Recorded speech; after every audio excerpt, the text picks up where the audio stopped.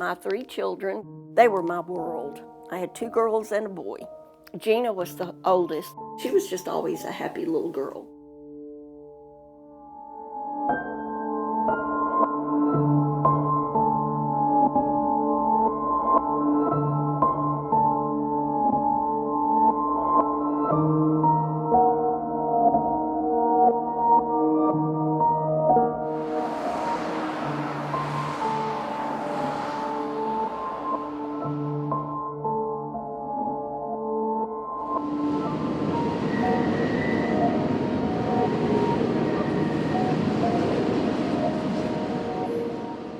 When we went to church that morning, Gina was on the back row. I was on the usher's pew. Gary was a deacon there in 1980, and I taught Sunday school at that time. We probably had close to 300 people in the sanctuary that day. We were packed.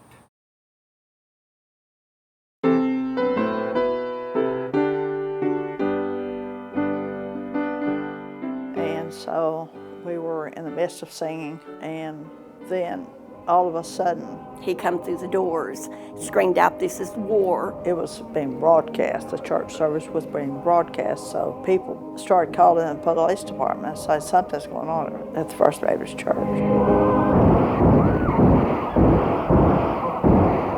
I heard pop, pop, pop, like firecrackers, and I looked around, and it was a man with a gun, and he had on a helmet, camouflage type clothing, dressed like a soldier, really, and shooting.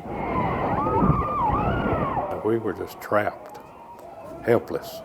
There were people down, and of course, little Gina Lina just shot. A bullet got her right in the temple, and it come out between her eyes. And I got up and ran over there to her, and I shook her. I gently pulled her to me, and I was patting her, telling her it was going to be okay.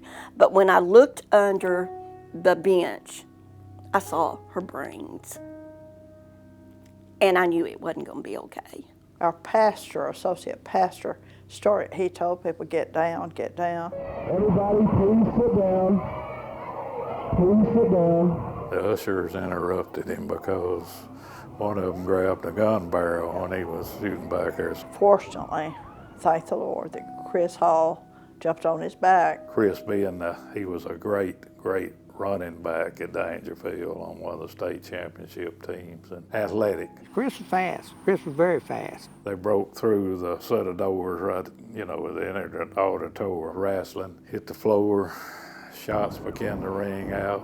Red McDaniel and Kenneth Truitt, 2 giants of men, headed down the aisle. Red McDaniel grabbed him and a bear hug. Their momentum carried them out and actually busted the 2 exterior doors.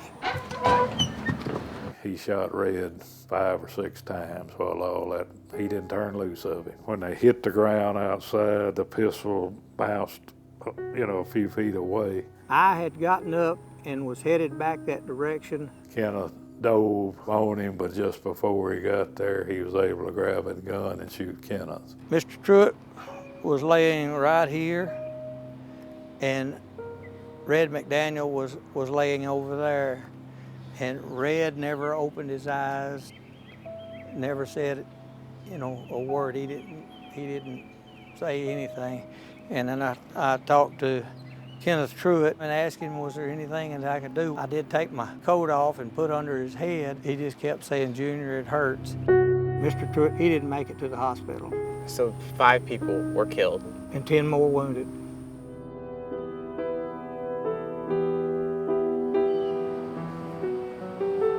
Without the heroism of those men, we were all sitting ducks. That's the thing that will stay with me till the day I die, that those men laid down their lives for us.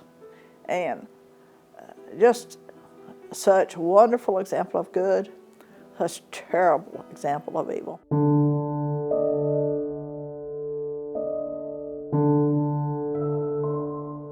Satan's not afraid to walk in. That day when he entered, it was darkness, cold, you could smell death. Who did it? Why? I want to know.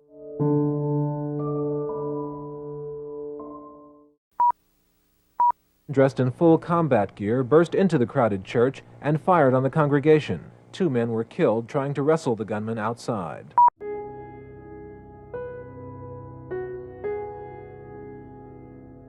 I heard a woman scream, "He's down, he's down, he shot himself." I ran around the corner and I could see that the gunman was laying face down over by the fire station. It was Al King.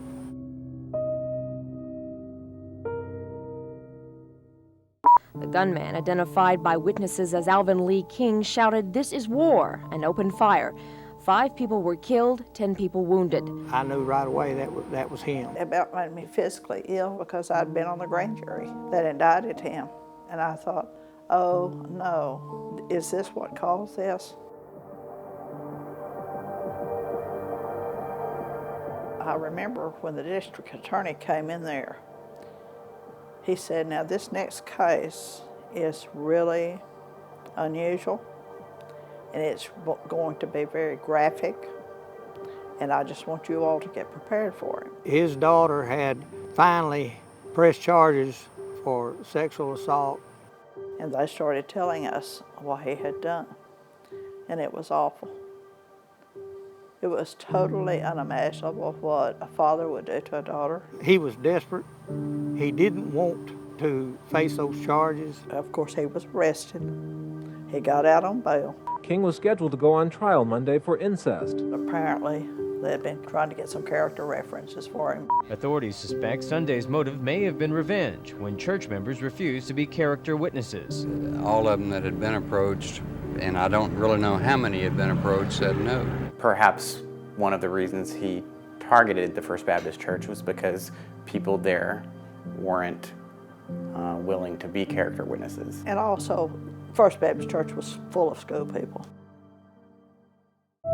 He taught at the high school, and I was teaching at the high school. And I knew his wife, Gretchen. She taught at the junior high, so I knew both their children. What was he like? He was extremely high-tempered, and he had no patience at all for slower students. She was hard, no-nonsense type teacher. There were some things, like when he was a bus driver, he ran over a dog one day, and there was some trouble over that. Do you feel there were signals with Al King looking back on him?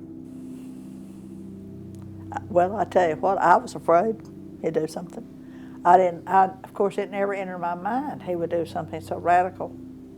But I felt uneasy because he was such a loose cannon.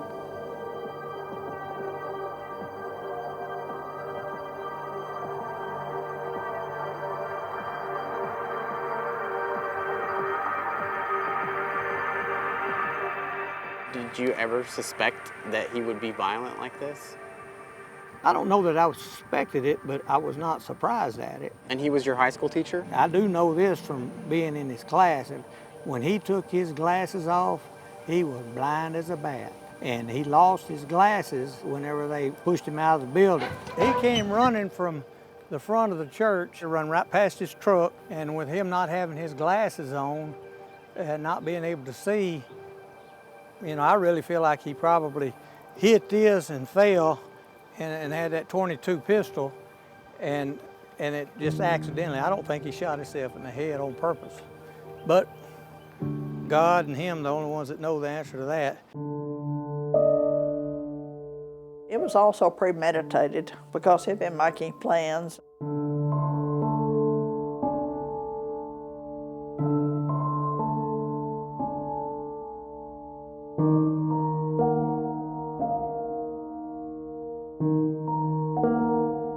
On a remote country road outside Dangerfield.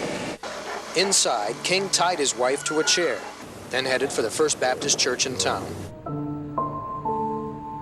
You think a man could have that much hate in his heart to go into a group of innocent people and just start shooting and to kill a little girl? People came over to me trying to hug me, and I pushing them away and said, no, things like this don't happen, not in God's house. I don't think anybody anywhere could imagine that taking place in the United States anywhere. We were hoping it'd be the last time.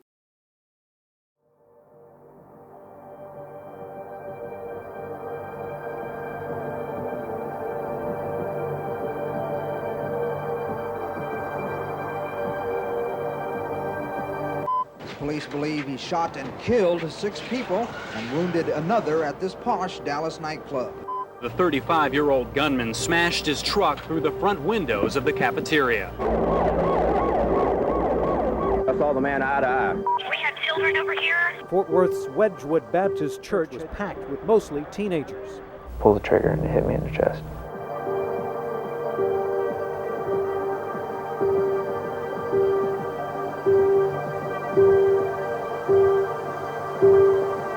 A firestorm of bullets rained down on dozens of soldiers. At least 13 were killed.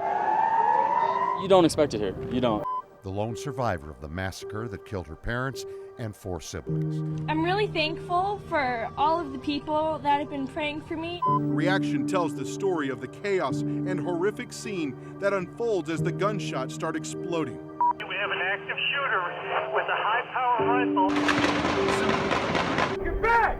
Back! The suspects fired on police, shooting some in the back in what has been called an ambush-style attack. I was walking, and the sniper just started shooting. Man, like all of the cops were getting shot, man. I just saw cops bending over. The sanctuary, now a memorial for all the lives lost. Each chair sits where a member of this congregation was found. You can't fight hate with hate. You gotta fight it with love. 21 people shot, among them a 17-month-old toddler and 3 police officers. Isn't this worth all of our efforts?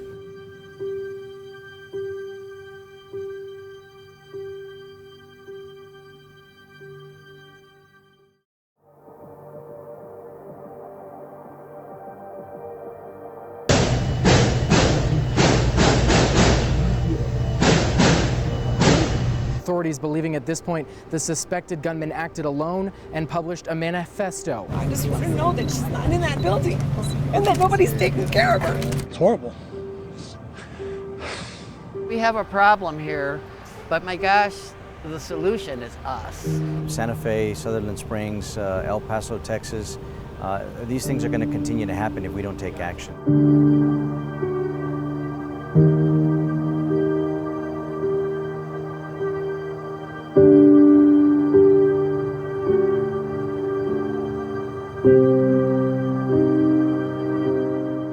Tragedy met our community here with a senseless act of racial violence here, where 22 people were gunned down and over 20 people were wounded. So I think as someone who represents the community that was attacked, I will be vocal in making my community's voice heard.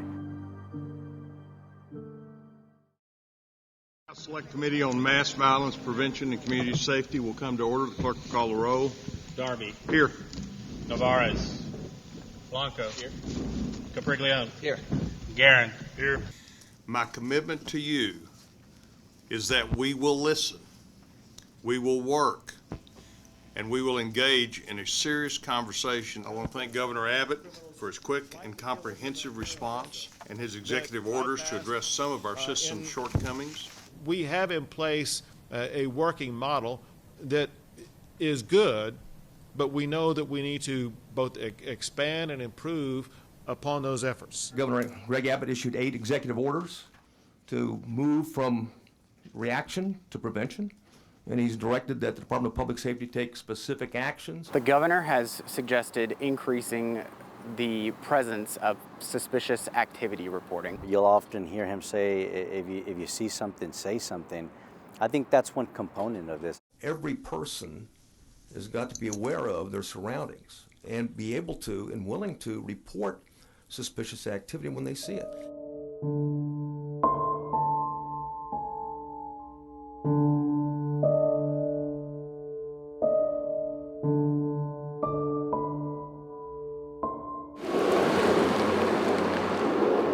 I'm currently the director of the Matrix Fusion Center in El Paso. It's a fusion of many different agencies, local, state, and federal. Analysts, sworn civilian employees who gather intelligence. We have Department of Public Safety, El Paso Sheriff's Department, El Paso Police Department, obviously. The Fusion Center is designed to get all those units, agencies together so they share information.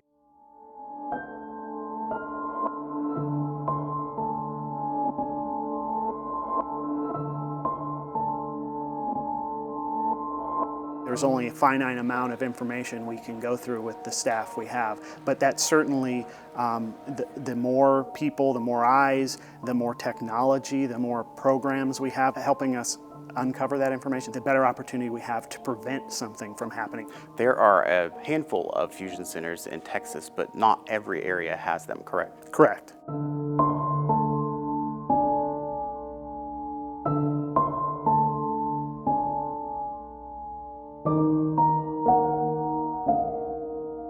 We saw the mother of the individual who came here had reported to the police that she didn't believe her son should own this type of weapon. That's a red flag. Do you think that anything could have been done to stop what he had planned earlier? If the mother of this individual had reported something to police and there was no action taken as a result of that, or no process in place for police to take action in coordination with state police, we as legislators need to implement those type of requirements so that these tragedies don't happen. This system has existed for years. While it exists, it's not being utilized as it should be, and we as policymakers need to implement policies that require this type of communication.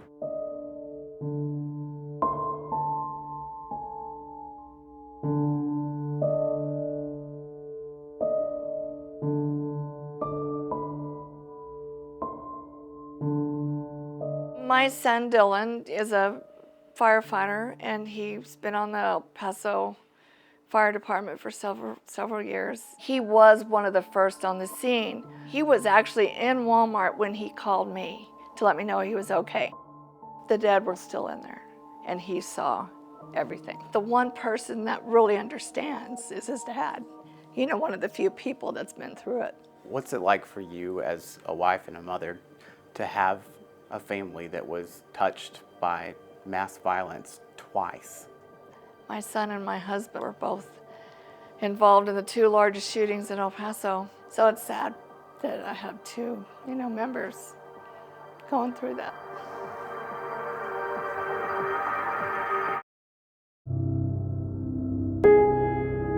The Starburst, how did you come to be there that night? That was a local hangout. It was a country and western bar. There was a dance floor and a couple of pool tables. I remember we were sitting at a table. I was sitting with my back to the door, a couple of pops, and I turned around. It felt like somebody punched me. And I reached up and, my hand was, full of blood. I can remember seeing bodies laying right next to me. The shooter, Barry Schvarek, he had been thinking about shooting someone before? In my mind, that was a little more premeditated than everybody thought.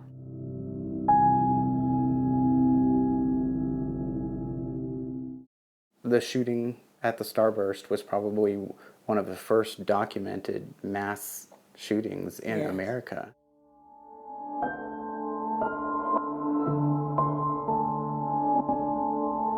Five died and 3 others were wounded. The shooter, Barry Schvarek, he had been thinking about shooting someone before? He started drinking about 10:30 in the morning at a different bar, and they left there drunk. They went out shooting rabbits in the desert. He was with a buddy of his that had been in Vietnam, and he asked him, what did it feel like to shoot someone? So in my mind, that was a little more premeditated than everybody thought.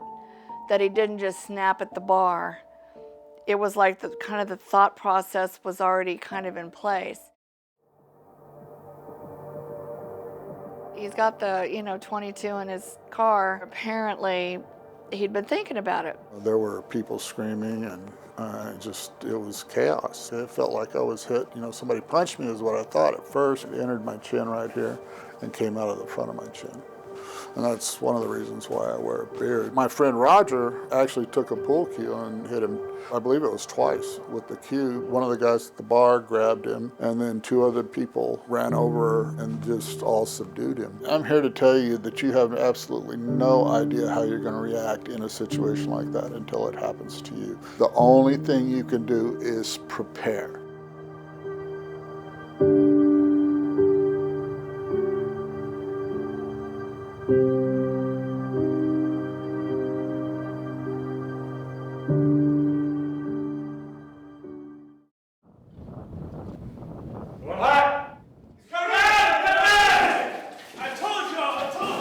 ALERT stands for Advanced Law Enforcement Rapid Response Training.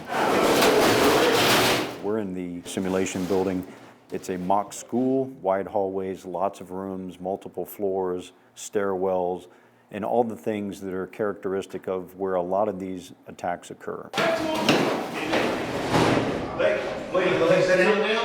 The facilities here are designed around training so seemingly dangerous as to tap into the part of the brain that triggers that stress response. Where we come in as trainers is to coach people through those effects of stress. All right, guys, we've got it all. What's our actions now? To pick a right choice, to take a correct action, and to be calm under pressure.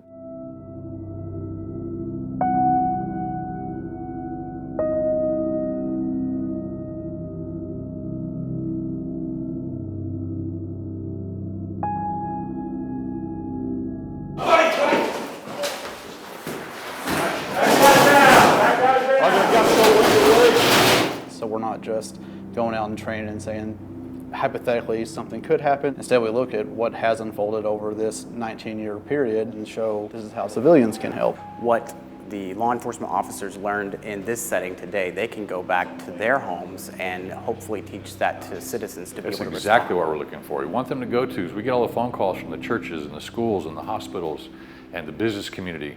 What can we do for an active shooter scene? And it's not only are we going to tell you what to do when the shooter is shooting, but we're going to tell you what to do in the aftermath of the shooting.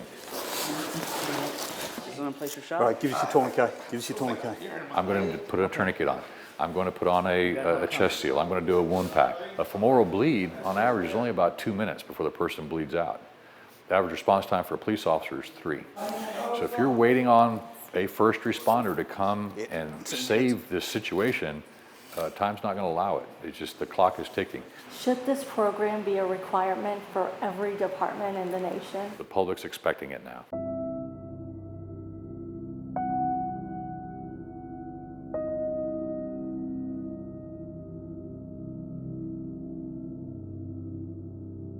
Do you expect that the legislature will probably be talking about allocating more money to this program? We hope that's the case, and because we know the demand far exceeds the supply or the funding that we get right now.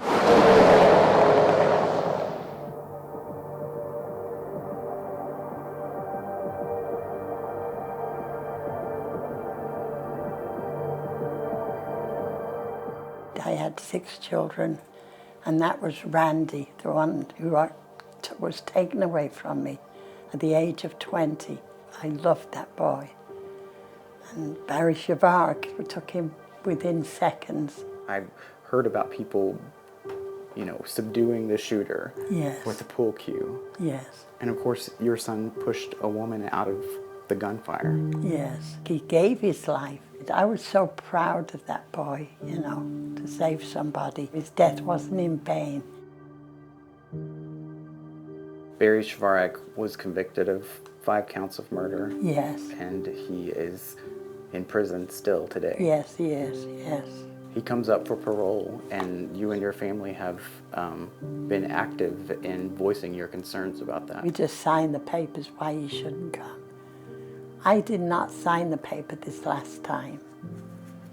And for the simple reason, I don't want to live with hate anymore. Now if he gets out, maybe I should get rid of it and forgive Barry Shavark for killing my son.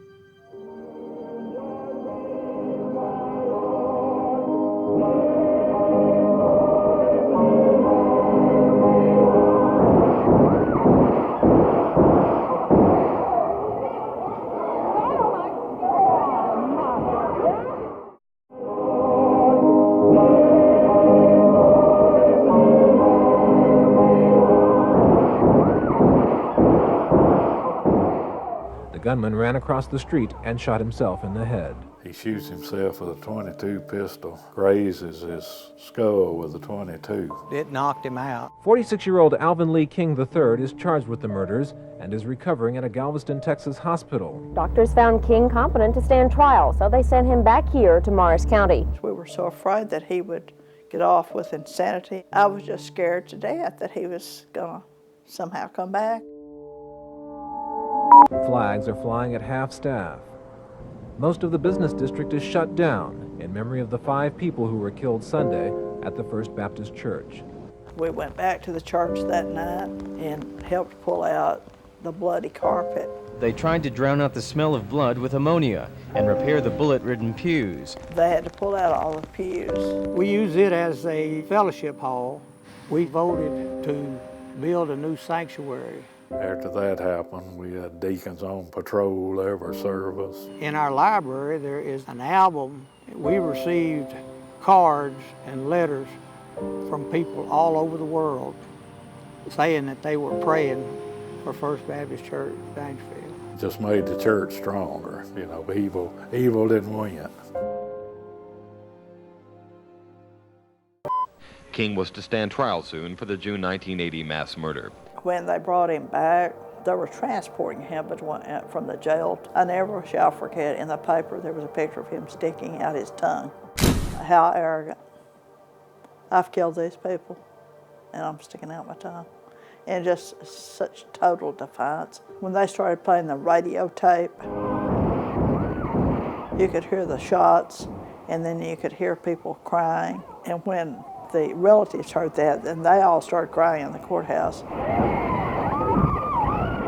Apparently, the hearing did get to him, since he committed suicide that night. The body of Alvin Lee King III was brought to Dallas shortly before noon today for an autopsy. He was hanging from one of his cell bars with a towel wrapped around his neck. And I don't mind telling you, it's the greatest relief in the world, because we were so afraid. Just really never known such terrible evil. Even decades later, it's still with you.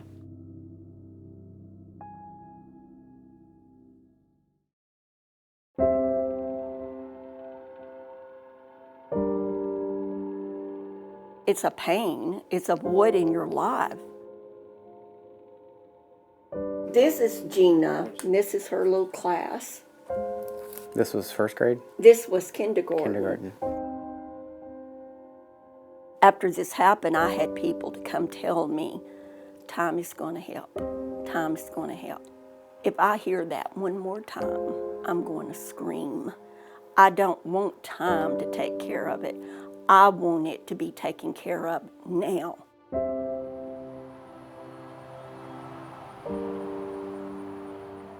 I know in my heart, Gina is in heaven. I love her, I miss her, and I'm looking forward to being with her again.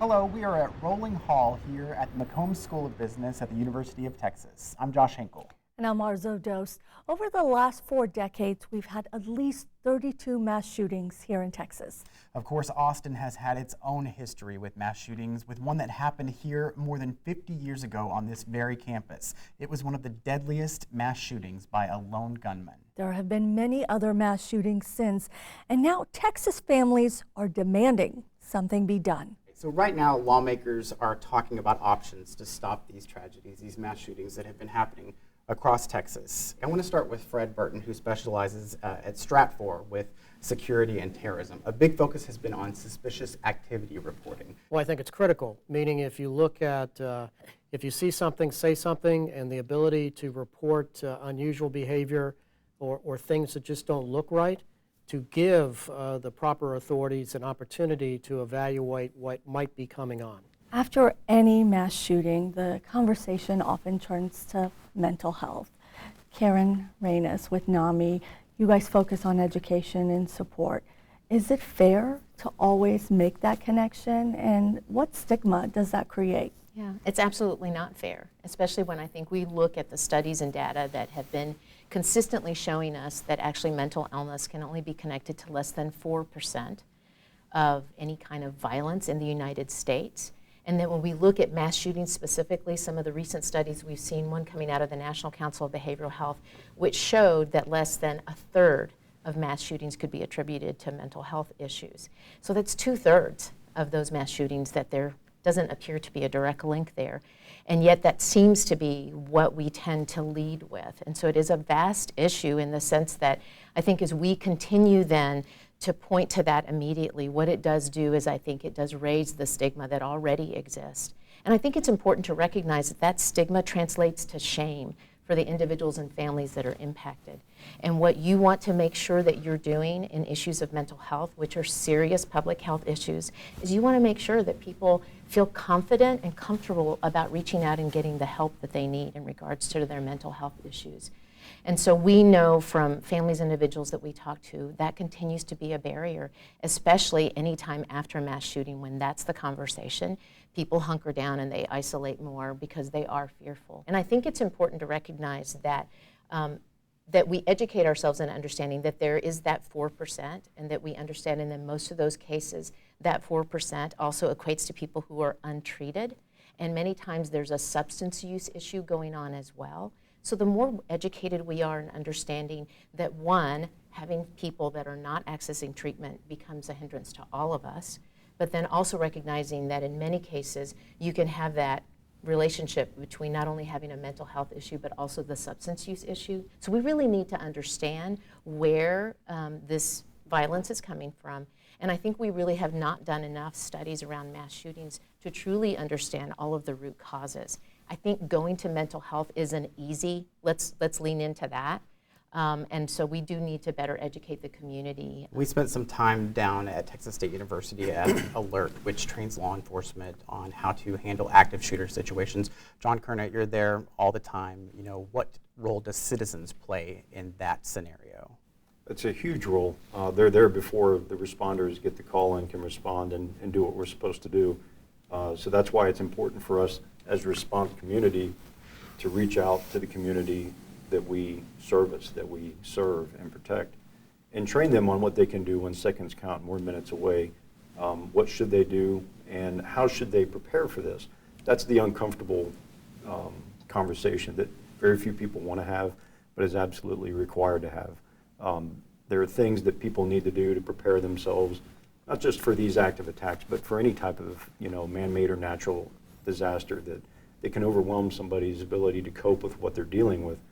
And that's kind of our job as the response community within a city or a county, is to educate people on what their options are and try to get them more prepared. It is very much a holistic approach that should be done. We shouldn't just relegate this to, well, we have cops, so they'll just take care of this, or we have paramedics, they'll take care of the medical. As we see in these events that we've researched, we're not there quick enough to stop killing or to stop people from dying as a result of their injuries. So we have to empower people to be able to do that for themselves when and where that's necessary. You work with patients right now. Dr. Robert Feinstein with UT's Department of Psychiatry. You're behind a violence simulation exercise. How does something like that prepare people to deal with violence? Yeah, so we've been doing violence simulation exercises all over the country, mostly focused though on medical centers, outpatient clinics, university settings. And these are combined activities that we do with law enforcement, usually the police, they're joint. The process is beginning to look at the communication plans that go on, because when there's an event that occurs, people have to know an event's going on, and then people have to know what to do. And we have found through a whole series of simulation that working through this on a planning stage without an actual simulation, people don't learn how to do it as well. So during a simulation, people make a lot of mistakes, and then they remember for an actual event. We do this in particularly focused on mental health clinics, not because there's a lot of shooting there, but patients can get agitated and need help, but also in medical clinics and other places you wouldn't necessarily expect, like pharmacy lines, for example. Pharmacy lines in hospitals often, because patients don't get drugs that they need, they become agitated, upset, and a lot of events occurring in pharmacies, in hospitals in particular, not general pharmacies throughout the country. So our experience has been going through a simulation allows both the staff of an organization as well as the police to practice working together, to understand what needs to happen during an event and to learn how to stay safe. With active shootings, often the focus becomes on the weapon and gun laws, but at the same time, protecting your right to own guns. Ed Scruggs with Texas Gun Sense, you think our laws could be strengthened. What do you mean by that? There's no question that they can be strengthened. And I think if you're looking at this overall in terms of the security question, which is what we're doing here today in a sense, I think the state is operating on a level where we are not doing much to prevent our bad actors from acting out. We make it very simple, almost easy for people with bad intent to access the weapons and to act out on their plan. So then this changes our overall security plan because we have to double up. Cities, counties, other entities have to spend even more on security. So yes, we could do a lot more with laws that would protect and respect individual rights to own firearms, but would just build some security into the system. I equate this now as we have alarm systems in our house or in a business to prevent something bad from happening.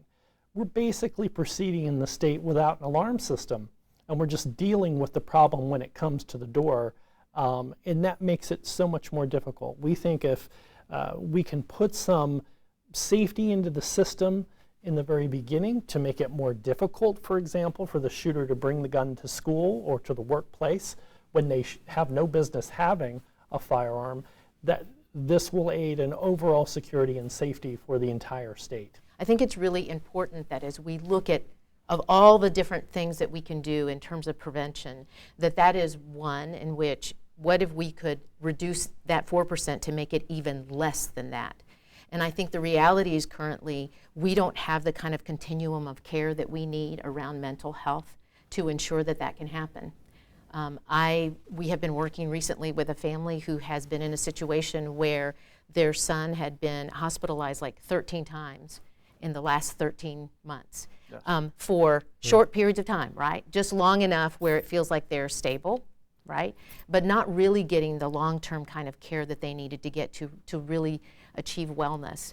And what this mother said to me is, I know what's going to happen. Like, the only way he's going to be able to be someplace for a long enough time to get the treatment he needs is if he gets incarcerated. Well, he's going to have to go to jail. Go through 40 hours of CIT training. Oh, absolutely. Minimum. We're involved with that training. And on a continuing annual, biannual basis. But from my perspective, I've been on calls where I've had to talk to somebody and I've had to sit out here and try to keep them from killing themselves and any violence to happen. Hours and hours I spent. And then you take them to state hospital, and if they don't have insurance, they're magically cured within a few hours or a few days. And then who's watching them and who's following up? And then we're right back that's there my a week point. later. Is that, and so in this situation, we shouldn't have situations like that where families very clearly know that they have a loved one who is very ill and needs care and can't access it, and that the only solution that they can think of is that he gets arrested. And then I run into her and find out that sure enough, he ended up getting arrested, not for anything very serious, but she's like, I'm just happy he's getting care now. And there is something seriously wrong when we are allowing for serious health issues like this to be treated in that way. If I had a daughter who had cancer and I had to keep taking her to the doctor and they'd say, okay, well, she's okay for now. We have to wait until, in the state of Texas, until someone's either at risk of hurting themselves or others in order then for them to be taken in on emergency detention, and even then is for a very short amount of time. So we really do have to pay attention and transform our mental health system and really create a continuum of care so people get the kind of care that they need.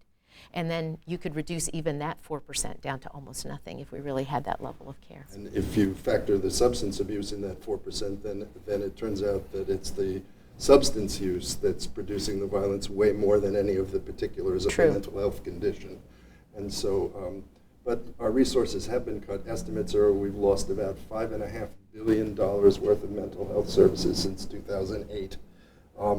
That's part of the problem for mental health. I'm not sure it's the gun issue, but it's definitely a problem for inadequate mental health. There's no parity And so people are not getting access to the kind of care that they need. We've got more than 60% of adults who can't access the level of care that they need to be well. And so when you figure that 1 in 5 people in the United States are impacted by mental health every single year, it is definitely something that impacts all of us. And it is one other small piece. As I said, I hate connecting it to the violence because it is such a small number. But if we're going to be looking at all of the various solutions, then we definitely have to be looking at the level of care we're providing for mental health. I want to thank you each for being part of this thoughtful, respectful conversation, and we look forward to seeing how lawmakers implement the solutions that we've discussed and others that are being brought up ahead of the next session in 2021. Thank you. Thank you. Thank you. Online now, A History of Mass Violence, The Digital Investigation. Experience the entire 5-part docuseries, an interactive map of the Dangerfield church shooting, extended expert analysis of the many solutions proposed to fix this problem, and our data feature on the outcomes of hundreds of attacks across the country to see how often citizens are subduing shooters themselves. Plus, a video and photo timeline of 32 mass shootings in Texas over the last 40 years, and an immersive story on some of the survivors of those events. Also, don't forget our weekly investigative podcast, Catalyst, to continue exploring what we've discovered. It's all online now at texasmassviolence.com.